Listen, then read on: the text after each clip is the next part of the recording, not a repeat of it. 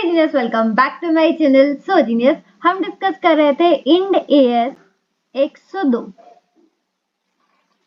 जिसमें आज अपन करेंगे इलस्ट्रेशन नंबर 2। ये किससे रिलेटेड है? Cash settled share based payment service condition, यानी कि यहाँ पर हम एम्प्लॉयज को इक्विटी शेयर्स नहीं देते। जैसे हमने इलस्ट्रेशन 1 में इक्विटी शेयर्स दिए थे, यहाँ पर हम इक्विटी शेयर्स नहीं देते।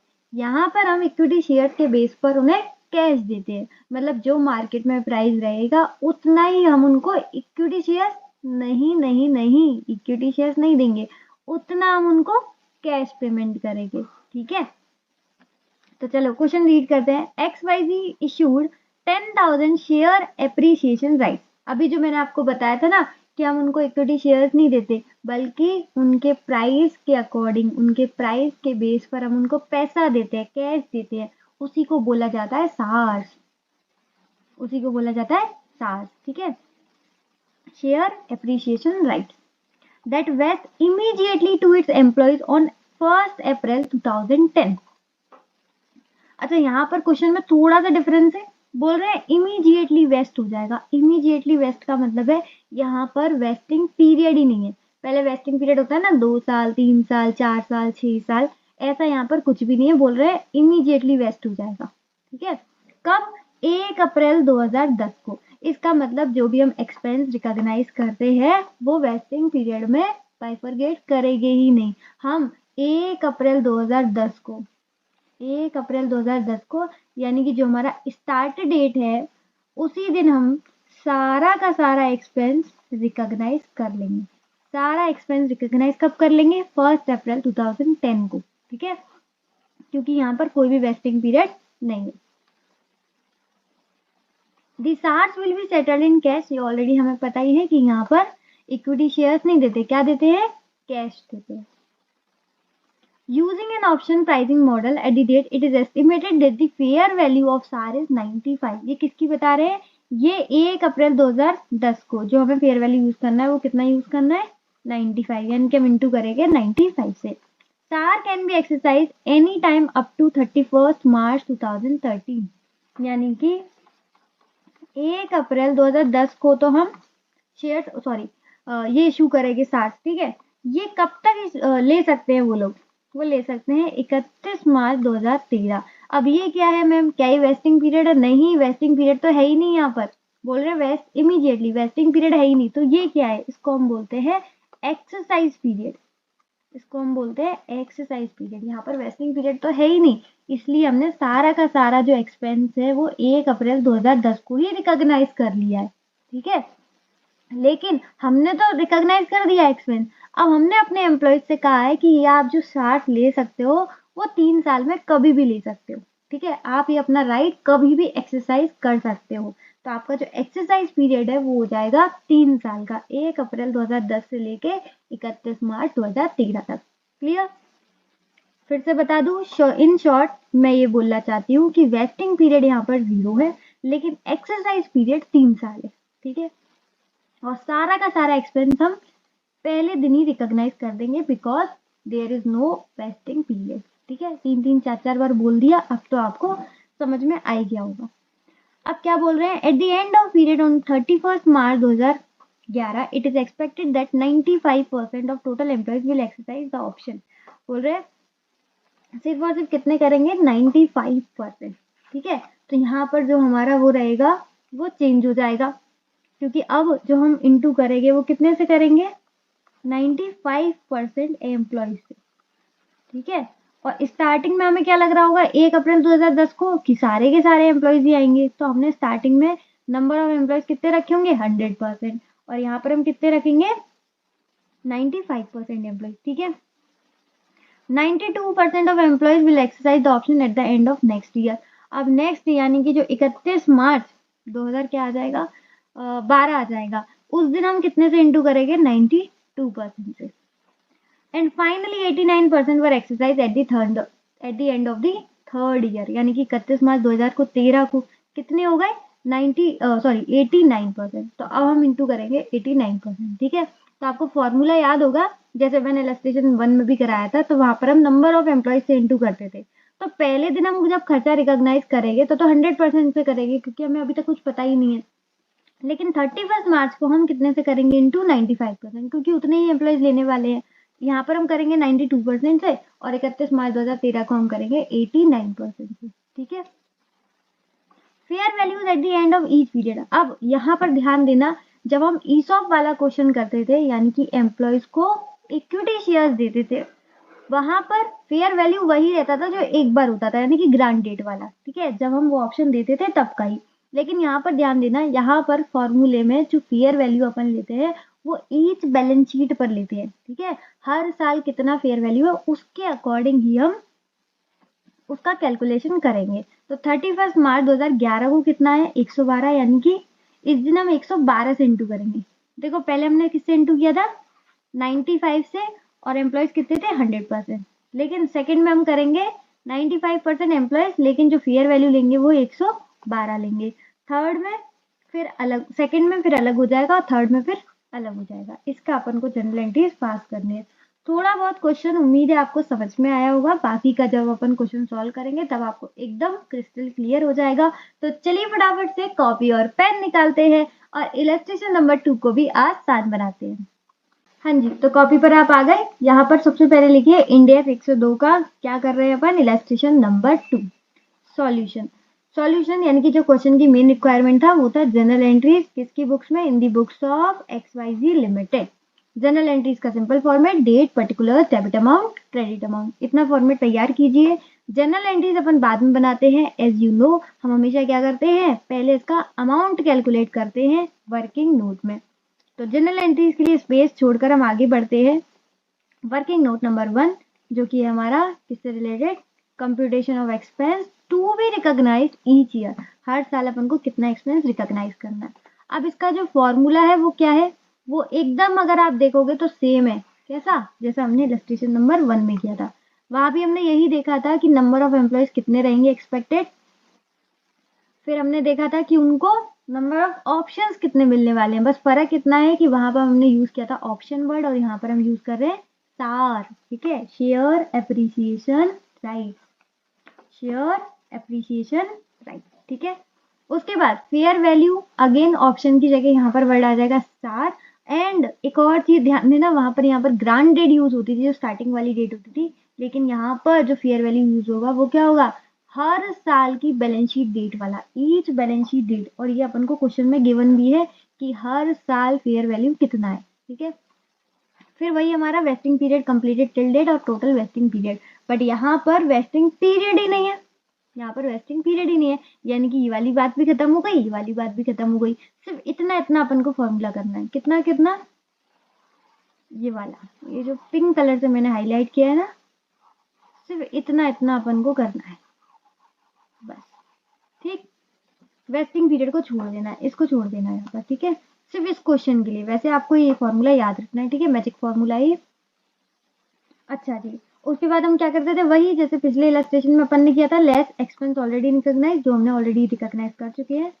तो जैसे कि आपको पता है यहाँ पर वेस्टिंग पीरियड बिल्कुल भी नहीं है, तो हम सारा का सारा एक्सपेंस कब कर देंगे रिकॉग्नाइज, सारा एक्सपेंस हम रिकॉग्नाइज कर देंगे 1 अप्रैल 2010 को। ठीक है, यानी कि आपका स्टार्ट डेट। तो यहाँ पर हमारे जो 60 थे वो नंबर कितना था, 10,000। ठीक है, और अभी हम ये सोच रहे हैं कि पहले दिन तो यही सोचेंगे ना कि सबके सब एम्प्लॉयज ही आ जाएंगे लेने, तो 100% से इंटू होगा। और स्टार्टिंग में जो हमारा सार का फेयर वैल्यू था वो था 95, वेस्टिंग पीरियड से डिवाइड करेंगे नहीं क्योंकि there is no vesting period. ठीक है, तो डायरेक्ट इतने से इंटू हो जाएगा। 10,000 का 100% करोगे तो 100% ही आ जाएगा, 95 से इंटू करोगे तो ये आ जाएगा 9,50,000। यहाँ की टोटल कितना खर्चा हो गया, 9,50,000, जो कि हम स्टार्टिंग में ही रिकॉग्नाइज कर देंगे। कौन सी डेट को, 1 अप्रैल 2010 को हम रिकॉग्नाइज कर देंगे 9,50,000 की, इतना हमारा खर्चा होने वाला है। ठीक है, नेक्स्ट हमारा आ गया पीरियड नंबर 1, ये एक्सरसाइज पीरियड है, ध्यान देना। अब क्या शुरू हो गए, एक्सरसाइज पीरियड, वेस्टिंग पीरियड तो है नहीं, एक्सरसाइज पीरियड 1 अप्रैल 2010 से लेके 31 मार्च 2011। अब हम देखते हैं, तो सार तो उतने ही है, 10,000 सार तो उतने ही रहेंगे। एम्प्लॉयज कितने हो गए, यहाँ पर जो हमारा एम्प्लॉयज हो गए वो कम होकर 95% हो गए। क्योंकि अब हमें लग रहा है सिर्फ और सिर्फ 95% ही एक्सपेक्टेशन है। लेकिन यहाँ पर फेयर वैल्यू देखोगे तो बढ़ जाएगा, फेयर वैल्यू जो है बढ़ जाएगा, इसका मतलब हमारा खर्चा बढ़ने वाला है। हमने यहाँ पर कम रिकॉग्नाइज किया होगा क्योंकि ये है 95 और ये है 112। क्लियरली शो हो रहा है कि आंसर इससे ज्यादा आने वाला है। एक बार इंटू करके भी देख लेते हैं। 10,000 का 95% इंटू 112, ये आ गया 10,64,000। कितना आ गया? 10,64,000। ठीक है, जिसमें से कि हम 9,50,000 ऑलरेडी रिकॉग्नाइज कर चुके हैं, तो ये माइनस हो जाएगा।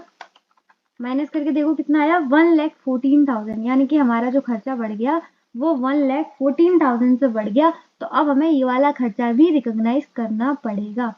हमने स्टार्टिंग में क्या सोचा था कि सिर्फ और सिर्फ 9,50,000 खर्चा होगा, लेकिन यहाँ पर जो हमारा फेयर वैल्यू है बैलेंस शीट डेट पर वो बढ़ गया, 95 से 112 हो गया। इस चक्कर में हमारा खर्चा भी यहाँ पर बढ़ गया। कितने से बढ़ा है? 1,14,000, 1,14,000। तो उतने से ही हम खर्चा और रिकॉग्नाइज कर देंगे। कौन से पीरियड में? 1 अप्रैल 2010 से लेके 31 मार्च 2011 में। क्लियर हो रहा है? ठीक है, तो एक तरीके से हमने सारा का सारा खर्चा यहीं पर रिकॉग्नाइज कर दिया था। यहाँ पर कोई वेस्टिंग पीरियड नहीं है। ये क्या किया है? ये हमने सिर्फ और सिर्फ खर्चा रीमेजर्ड किया है। क्या किया है? रीमेजर्ड किया है। उससे हमें पता चला है कि ये खर्चा जो है वो इतना बढ़ चुका है। क्लियर? अब आ जाते हैं पीरियड नंबर 2 पर, जो कि है हमारा 1 अप्रैल 2011 से लेके 31 मार्च 2012। अब देखते हैं, तो सार हमारे जो थे वो थे टोटल 10,000।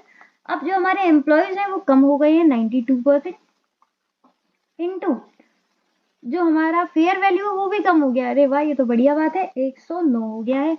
अब देखते हैं खर्चा कितना टोटल हुआ है। तो 10,000 इंटू 92% इंटू 109, ये हो गया 100,2800। 100,2800। यहाँ पर हमें क्लियरली दिख रहा है कि हमने ज्यादा रिकॉग्नाइज कर दिया है। और ये कैसे पता चलेगा? वैसे ही, और लेस एक्सपेंस ऑलरेडी रिकॉग्नाइज, जो हमने एक्सपेंस ऑलरेडी रिकॉग्नाइज कर दिया उसे माइनस कर दो। कौन कौन सा रिकॉग्नाइज किया है? तो हमने पहले रिकॉग्नाइज किया था 9,50,000, उसके बाद हमने रिकॉग्नाइज किया था 1,14,000। ये तो क्लियरली पता चल रहा है, पर फिर भी मैं आपको एक बार बता देती हूँ कैलकुलेट करके कि 1,00,2800 हमारा टोटल एक्सपेंस है, लेकिन 9,50,000 और 1,14,000 हमने ऑलरेडी रिकॉग्नाइज कर दिया है। ये हमने ऑलरेडी रिकॉग्नाइज कर दिया है, यानी कि हमने कितना ज्यादा रिकॉग्नाइज कर दिया है? 61,200। 61,200। ये जब आप कैलकुलेट करोगे तो ये आपका निगेटिव बैलेंस आएगा। आप भी कैलकुलेट करना मेरे साथ साथ, ठीक है? कैलसी चलाना अपने हाथ से। तो यहाँ पर आपका जो बैलेंस आएगा वो कैसा आएगा? Negative balance. तो यहाँ पर अगेन हमने क्या करा है? खर्चे को रीमेजर्ड किया है। हमने देखा था कि यहाँ पर कितना खर्चा होगा? 10,64,000, लेकिन अब वो कितना हो गया? 10,64,000 की जगह 10,02,800 हो गया, यानी कि कम हो गया खर्चा। तो इसका मतलब रीमेजर्ड जब हमने किया तो वो खर्चा कम हो गया। कितने से कम हो गया? 61,200। अगर 61,200 से एक्सपेंस कम हो गया है तो आपको क्या करना पड़ेगा? रिवर्स करना पड़ेगा। और ये मैंने आपको पहले भी बात बताई थी कि अगर ज्यादा आ जाए, निगेटिव में आ जाए, तो आपको क्या करना पड़ेगा? रिवर्स करना पड़ेगा। तो सिंपल जो भी हम इन्वेंट्री बना रहे थे उसको हम रिवर्स कर देंगे। कब? 31 मार्च 2012 को। समझ में आ रहा है? वही फॉर्मूला है, निगेटिव बैलेंस आ गया। जिसको समझ में नहीं आया, अब थर्ड ईयर में तो पूरा समझ में आ जाएगा। ये आ गया हमारा पीरियड नंबर 3। पीरियड 3 का हमारा है 1 अप्रैल 2012 से लेके 31 मार्च 2013। अगेन यहाँ पर कितने हैं? 10,000 सार, ठीक है? लेकिन यहाँ पर ध्यान देना, ये बहुत ज्यादा कम हो गया, 89%। और फेयर वैल्यू कितना हो गया? फेयर वैल्यू हमारा बढ़ गया 114 से। फेयर वैल्यू हमारा बढ़ गया 114 से, यानी कि अब जो हमारा एक्चुअल खर्चा है वो कितना हो गया? 10,000 का 89% इंटू 114। जो हमारा एक्चुअल टोटल खर्चा है वो है 10,14,600। कितना है? 10,14,600। लेकिन हम ऑलरेडी कितना रिकॉग्नाइज कर चुके हैं, पहले वो माइनस करते हैं। 9,50,000 ये वाला, फिर सेकंड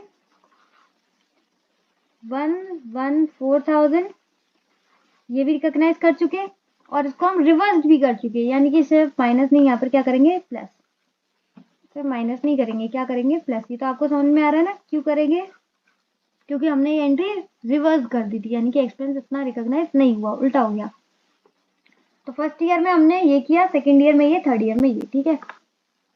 अब आपको क्या करना है, 61,200 को तो प्लस करना है, बाकी इन दोनों को माइनस करना है। 114,000 ये आ गया 11,800, और 11,800 जो आया है ये पॉजिटिव बैलेंस है।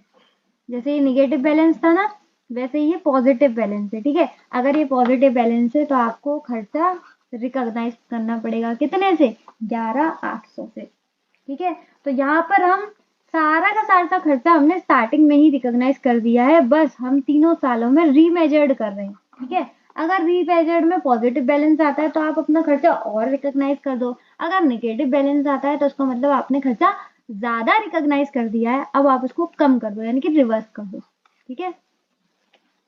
समझ में आ गया, 61,200 आंसर आ गया हमारा, 11,800 आ गया, ये याद रखना, 114,000 आ गया, और 9,50,000। सारे अमाउंट अपन ने कैलकुलेट कर लिए। उम्मीद है आपको सारे के सारे अमाउंट कंप्लीट समझ में आए होंगे। अब हम चलते हैं कहाँ पर, अपने क्वेश्चन के main part, that is general entry. यहाँ पर ध्यान देना, डेट 31 मार्च नहीं आएगा, 1 अप्रैल 2010 आएगा, क्योंकि there is no vesting period, बार बार बता रही हूँ वेस्टिंग पीरियड नहीं है। तो पहले ही दिन हम सारा का सारा खर्चा रिकॉग्नाइज कर देंगे, और एंट्री हमारी वही बनेगी, चाहे आप पहले दिन करो या आखिरी दिन। एम्प्लॉई बेनिफिट एक्सपेंस, ये मैंने आपको बताया था, एम्प्लॉयज को दे रहे हैं भाई, और ये कहाँ जाता है, P&L अकाउंट में जाता है, टू SBP। अच्छा, SBP रिजर्व आएगा या लाइबिलिटी, याद है हमने पिछले क्वेश्चन में इलस्ट्रेशन 1 में रिजर्व लिखा था, क्योंकि हम इक्विटी शेयर्स दे रहे थे, लेकिन यहाँ पर हम इक्विटी शेयर्स नहीं, उनको पैसा देना है, अपन को पैसा देना है, पैसा मतलब लाइबिलिटी, ठीक है, तो ये इक्विटी का पार्ट नहीं होगा।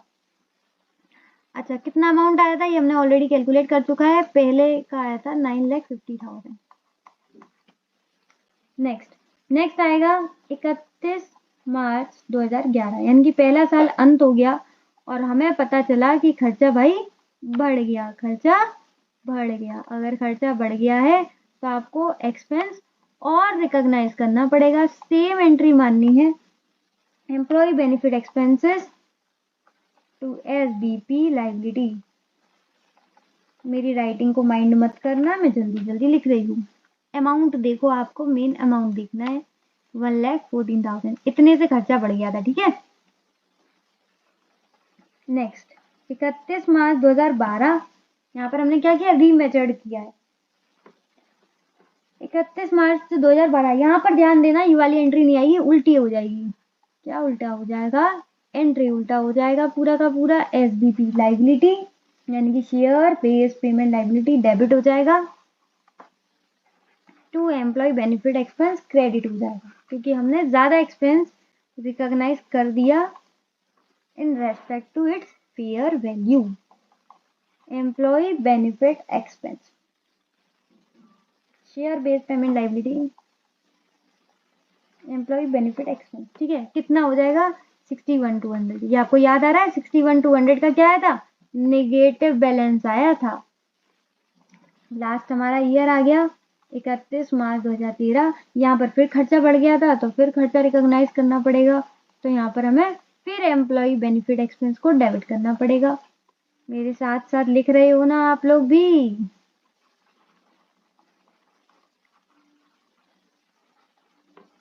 तो ये भी हमारा कहाँ चला आएगा, लाइबिलिटी में। ये लाइबिलिटी क्या है, ये गुल्लक बना दी हमने, जैसे वहां पे एक रिजर्व नाम, SBP रिजर्व नाम से गुल्लक बना रहे थे, या लाइबिलिटी नाम से गुल्लक बना रहे हैं, ताकि जब लोग पैसे लेने आए तब हम उनको पैसे दे पाए, ठीक है। तो टोटल हमारा ये पैसा था। अच्छा, थर्ड ईयर में जो टोटल पैसा था वो कितना था, 10,14,600, यही तो था। तो थर्ड ईयर में ही 31 मार्च 2013 को यहाँ पर हमारा एक्सरसाइज पीरियड खत्म हो गया था, तो आप सबको कैश बांट दो। कैश कहाँ से बांटे, जो हमने गुल्लक बनाई है, दैट इज SBP लाइबिलिटी। तो SBP लाइबिलिटी को हम डेबिट कर देंगे, क्योंकि इस गुल्लक को फोड़ देंगे और हम लोगों को पैसा दे देंगे। तो यहाँ पर हम सार का सेटलमेंट कर देंगे। कितना, जो टोटल आया था हमारा थर्ड ईयर में कितना आया था, 10,14,600। यही इसका बैलेंस भी आ रहा होगा 10, 14, 600। तो यहाँ पर हमारा क्वेश्चन होता है पूरा कंप्लीट। हमेशा ध्यान रखना कि इन तरीके के क्वेश्चंस में आपको पहले अमाउंट कैलकुलेट करना है, क्योंकि जनरली लोगों को अमाउंट कैलकुलेट करने में ही दिक्कत आती है। देखो जनरल एंट्री तो कुछ भी नहीं है, वही रटाई रटाई 3 एंट्री होती है, वही मारनी है आपको। एक आपकी सिंपल एम्प्लॉयज का जो एक्सपेंस उसको रिकॉग्नाइज करने की एंट्री, एम्प्लॉय बेनिफिट एक्सपेंस को डेबिट वाली। दूसरी उसको रिवर्स करने की जब निगेटिव बैलेंस आता है। एंड तीसरी फाइनल उनको पेमेंट करनी। बस 3 वही की वही रटी रटाई एंट्री आपको करनी है। तो एंट्रीज में आपको कोई दिक्कत नहीं आनी चाहिए, सिर्फ और सिर्फ आपको ध्यान रखना है किसमें, अमाउंट कैलकुलेशन में। तो उम्मीद है आपको क्वेश्चन अच्छे से समझ में आया होगा। तो फटाफट से लाइक शेयर सब्सक्राइब कर दो चैनल को। यहाँ पर आपको सीए से रिलेटेड, सीए से सीएमए से सब तरीके के क्वेश्चंस मिलते रहेंगे। तो आज के लिए बस इतना ही। इसी के साथ इसी तरीके से खुश रहिए, मुस्कुराते रहिए। मिलते नेक्स्ट वीडियो में, तब तक के लिए bye bye, be happy always.